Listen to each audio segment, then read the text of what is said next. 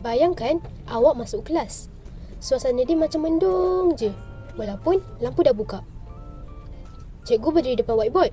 Suara dia mendata. Baca nota dari buku teks tanpa sebar ekspresi. Dia tulis sesuatu atas papan putih, tapi tulisan kecil sangat. Nak baca pun kena juling mata. Murid-murid, ada yang buat-buat salin nota, tapi tangan je gerak. Otak dah melayang entah ke mana. Ada yang termenung tengok kipas berputar, macam tengah kira berapa kali kipas tu pusing dalam seminit. Sekali-sekala, ada murid yang pura-pura tanya soalan supaya kelas nampak hidup sikit. Yang lain, ada yang kepala dah terbaring atas meja, pegang pen tapi mata dah separuh tertutup. Samalah macam si Pia ni. Tengok, nak tidur lah tu. Rasa macam ditarik masuk ke dunia lain. Kelas yang tadi suram, tiba-tiba berubah. Whiteboard dah jadi skrin digital gergasi dengan animasi warna-warni. Kita dah tak guna marker. Tapi sekarang, kita guna tablet je. Dan setiap kali kita sentuh skrin, keluar grafik yang bergerak sendiri. Bukannya tulisan yang susah nak baca, tapi video interaktif yang tunjukkan konsep dengan jelas. Di perpustakaan ni sebenarnya perpustakaan versi digital. Tak payah susah payah pergi perpustakaan. Semua buku awak boleh akses atas talian je. Bayangkan awak tengah baring sambil scroll phone. Bukannya main TikTok tau.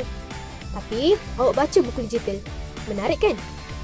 Awak boleh cari apa saja, dari novel sampai buku teks berat-berat. Sebab semua ada dalam bentuk file digital. Kadang-kadang siap ada audiobook lagi. Jadi, awak boleh baca sambil tutup mata. Dilema ni pula pelantar digital untuk pelajar dan cikgu kat Malaysia. Senang cerita, rak buku campur Google Classroom versi tempatan. Semua buku teks digital ada kat situ. Jadi, kalau tertinggal buku kat rumah, tak payah panik. Buka je Delima, semua ada. Selain buku, ada juga video pembelajaran, kuis interaktif dan macam-macam bahan yang boleh tolong awak study. Cikgu pun boleh share nota dan bagi tugasan terus dalam sistem ni. Cuma, kadang-kadang dia boleh buat awak rasa nak menangis. Lagi-lagi, bila line perlahan. Tapi, kalau internet laju, memang best. Sebab, semua benda ada dalam satu tempat. ChatGPT ni macam kawan pintar yang awak boleh tanya apa saja. Dari buat kerja sekolah, cari idea, sampai nak borak kosong pun boleh. Awak tanya, dia jawab. Kadang-kadang, jawapan dia hebat sangat. Kadang-kadang, kurang jelas sikit. Tapi, still berguna bila awak tersangkut dengan sesuatu. Nak buat karangan? Dia boleh bagi idea, tolong buat rangka. Malah, siap tulis satu esei kalau awak malas nak fikir. Nak coding? Dia boleh bagi contoh kod. Nak hiburan? Boleh suruh dia cerita lawak juga. Pendek kata, ChatGPT ni macam Google yang boleh berbual. Cuma, dia tak selalu 100% betul. Tapi, kalau awak guna dengan bijak, dia memang boleh jadi alat bantu pelajar terbaik. Baru saya nak seronok dengan kelas versi baru ni. Tiba-tiba, saya tersentak. Kepala masih dekat meja. Kelas masih sama. Cikgu dah cekak pinggang depan saya. Oh, rupanya mimpi. Saya mengeluh sambil kemas buku.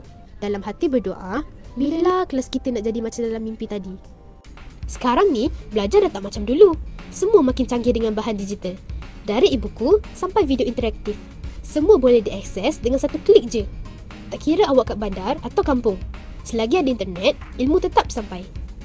Bahan digital ni buat belajar jadi lebih fleksibel dan lebih menarik. Kalau dulu asyik baca buku teks tebal, sekarang boleh tengok video, buat kuis interaktif atau dengar audio pembelajaran. Taklah bosan sangat kan?